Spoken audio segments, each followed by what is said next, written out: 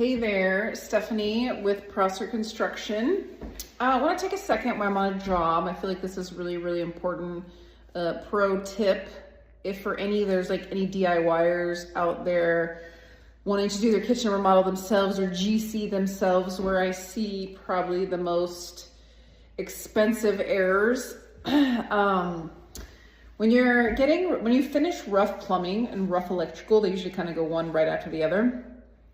And some people do the plumbing first, electrical. It kind of depends job by job what's going on. But I'm in a project right now where the rough in plumbing and electrical is done.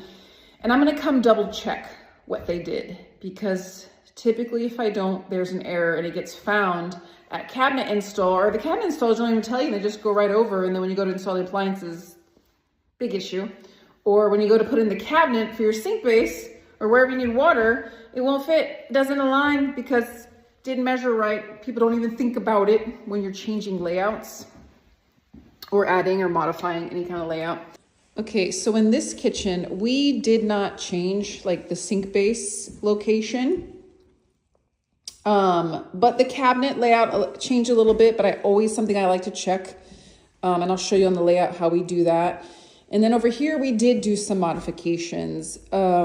We added a double oven because before there was a slide in range like right here. So we decided to add a double oven over here, and then which moved the fridge over. And then instead of we changed the venting.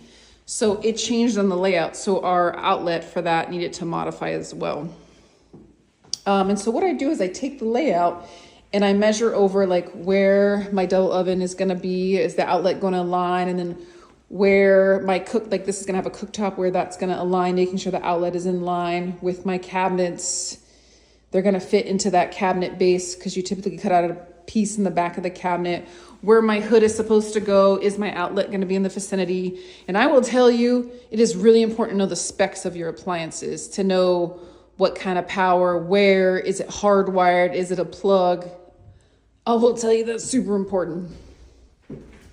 And so here I'm gonna go over here to our outlet, our layout, and look at what's going on and how I measure. So over here is our sink base wall. And for whatever reason, I looked at this 8 times, and I don't know why, but the cabinet, you gotta check everybody's work. For whatever reason, see that you can see it better here. This is the pretty version that more people understand. They flip-flop my dishwasher and sink base. It's supposed to be the other way around. The sink base is typically center of the window. I didn't catch it on 8 revisions, but luckily it's easy just to switch those around. Because when I measured out right here, I have my 2-inch filler, 21-inch, 21-inch, and then my sink base. And I was like, wait a second, that puts my sink base over here, and there's no plumbing, it's over here. I started freaking out, and then I had to go back and look and be like, what the heck? How did this even happen? And believe it or not, that happens more than you can imagine. Luckily, this is super easy fix for my cabinet installer. It doesn't change my cabinets or anything like that.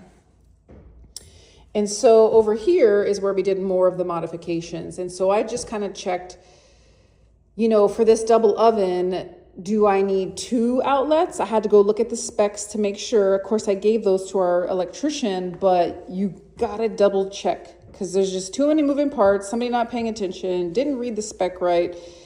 So many costly errors that could save you guys. And then my fridge. And so I just kind of measured over, that cabinet is 36 inches and then my fridge is 36 inches. And so I made sure my water line is aligning right. Here's my plug for the fridge. And then after that, we have another cabinet. And then we have our 36-inch base for our cooktop. We have a cooktop that's gonna sit on top. It aligns with the outlet perfectly. It'll fit within the cabinet. And then making sure my hood, it's a 36-inch pretty hood. I had to check that. Is it hardwire? Is it plug? Making sure that looks good. And so on with our outlets. Or if you have under cabinet lighting, this house does not, you got to look and check for all of that. But I will say what happened here is I didn't catch it when I gave the layout to the electricians and they did the rough in. So of course they're going to center my pendant right over my sink base, which I didn't catch. So it should be here. costly mistake, because now that's going to have to be patched and moved over. Luckily, this is my house that we're remodeling. It's one of my projects, not like with a customer. And I'm just going to add another light, kind of offset the same, and just keep it like the wafer light. I think that will look fine because this window is so small and it's dark in here. I think the hanging pendant might be too much anyways. So that's going to be an easier fix, but I do have to add. It's just, either way, it costs money. Costs freaking money. So I'm going to jump back a little bit to the plumbing because it's also important when you have your dishwasher, which in this layout, it'll be like right here to the right of the sink. It's important to make sure there's an outlet for it. Or sometimes the cord, if it's hardwired, depends on your dishwasher. Is it hardwired? Is it a plug? What's going to happen here is the cord will run over into the sink base and plug in over here, and we will have a garbage disposal, so that will be a plug there. So if you have a garbage disposal, you have to make sure you have power too. All those things to make sure that are done in the rough end phase, in the right spot. And another item with electrical. So I seen this and I'm like, wait a second, why are these boxes protruding so far? Because we have some that are decently flush, some that are sticking out ridiculously far. Wow, wow, wow. Oh, flush. What in the heck is going on here? And sometimes on remodels, if I know we're doing a 2 cm backsplash that's like the same as the countertop, we do that on purpose because it's so thick. In this one, I specifically said, I'm not sure yet. There hasn't been a decision on just like regular tile or the full height backsplash from the countertop. So I had to call the electrician. I'm like, what is going on here? And because I hadn't seen this is new, and I've done so many flips, but this is new.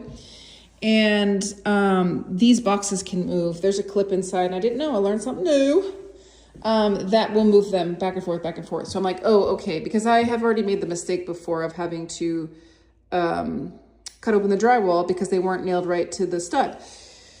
So I caught that as well, but all is good here. So just some pro tips when you're doing kitchen remodels to be mindful of.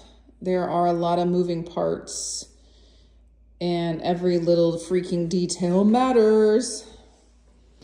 So very important lessons learned, I tell you what, just to be mindful of. I hope this can save somebody some headaches and money. But let me know if you got any other questions or anything. Always happy to help or look at something or hear what you have to say. Cheers. Y'all have a great day.